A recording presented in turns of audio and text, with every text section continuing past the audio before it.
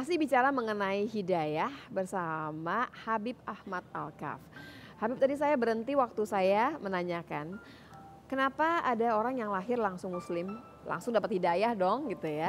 Ada yang lahirnya nggak muslim, dia mesti jalan lebih jauh, lebih berat dan belum tentu ketemu kan? Ya. Kenapa seperti itu? Bismillahirrahmanirrahim. Ini pertanyaan sangat bagus sekali.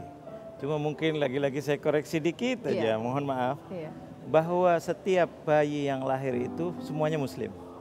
Semuanya muslim? Semuanya muslim. Terus? Rasulullah yang berbicara ini. Iya. Yuladul mar'u alal fitrah. Iya. Manusia pasti lahir dalam keadaan suci. Islam itu kan suci. Iya. Suci maksudnya tidak menduakan Allah, tidak menyekutukan Allah. Iya. Lahir masih dalam keadaan suci, artinya hanifan muslimah, dalam keadaan Islam. Kata Rasul, illa abawahu yuhawwidanihi au yunassiranihi au yumajjisani. Iya. Kecuali ayah dan ibunya yang membawa dia menjadi agama A, agama B, agama C. Tergantung ibu dan ayahnya. Nah, tapi kan sebagai bayi kita nggak bisa milih, kita lahirnya di Muslim, apa di kemudian Yahudi atau Nasrani. Betul. Kadang-kadang kita tidak bisa milih. Bukan memang tidak bisa milih saat itu karena kecuali ayah ibunya, tergantung kepada dia. Tapi Allah tidak hisab ketika masih kecil.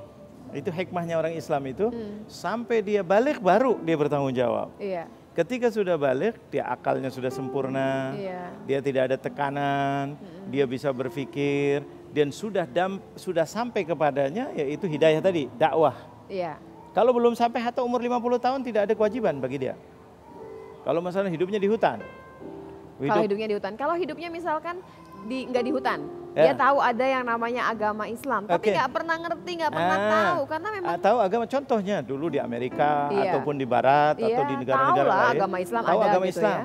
Malah kadang-kadang taunya itu Islam teroris, Islam jahat, Islam syahwat, Islam kejam, Islam ini kadang-kadang dibuat sama orang-orang yang anti-Islam. Itu Islam ada tapi gambarannya tidak baik.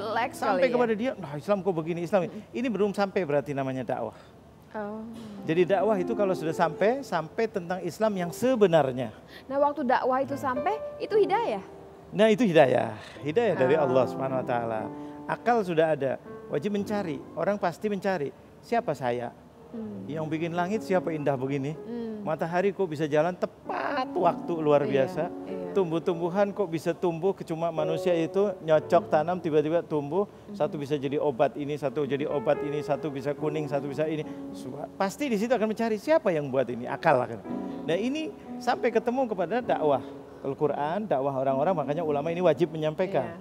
Ini kewajibannya ulama. Nah, ini kembali lagi, kewajiban ulama berdakwah. Baik. Tapi orang-orang seperti kita yang sudah lahir, kemudian orang tua kita muslim, berarti kan dari lahir kita sudah disiapkan nih dapat hidayahnya langsung. Oh, alhamdulillah, itu luar biasa. Makanya bersyukur kepada Allah dari kecil sudah. Tapi kan belum tentu kita mengikuti ajaran Islam dengan benar. Kalau belum mengikuti itu tergantung orangnya. Nggak usah anak biasa.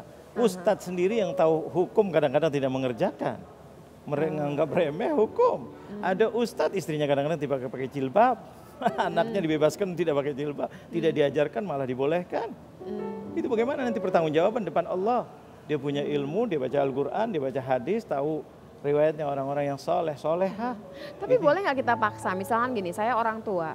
Kemudian anak saya haruskan pakai jilbab, atau biarkan saya membiarkan dia sampai kemudian dia memakai jilbab itu lillahi ta'ala. Kalimat lillahi ta'ala harus dibetulin. Jangan lillahi ta'ala itu berarti semaunya dia. Itu lillahi syaitan, itu dia. Lillahi ta'ala atas prosedur. Orang tua itu berkewajiban mendidik anak. Mendidik anak laki atau perempuan.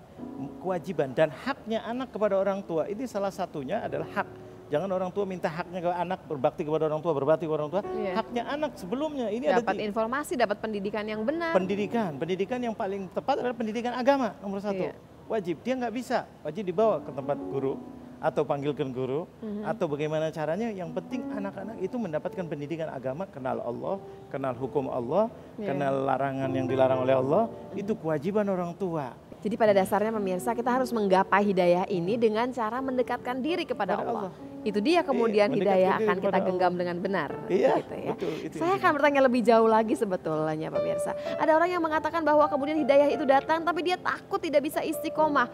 Harus bagaimana? Sesaat lagi di Butiran Ilmu.